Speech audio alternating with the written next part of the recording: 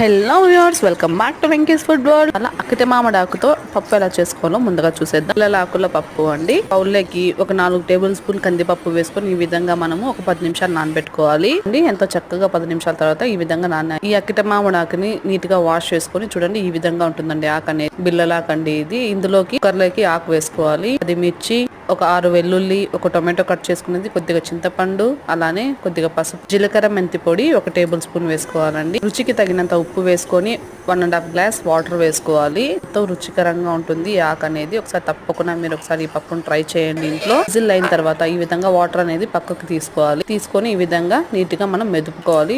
మెత్తగా మెదిగితేనే మనకు పప్పు అనేది టేస్ట్ బాగా వస్తుంది. ఈ విధంగా వాటరిష్ గా ఉంటే చాలా టేస్టీగా ఉంటుంది. ఉప్పు వేసుకోవడానికి కొద్దిగా ఆయిల్, జీలకర్ర, ఆవాలు వేసుకొని కొద్దిగా కరివేపాకు వేసుకొని పోపుని మెదుపుకున్న పప్పులోకి వేసుకోవాలండి. ఎంతో టేస్టీగా రెడీ అయిపోయింది మన అటిక మామిడాకు పప్పు. మీరు ట్రై చేయండి. Like and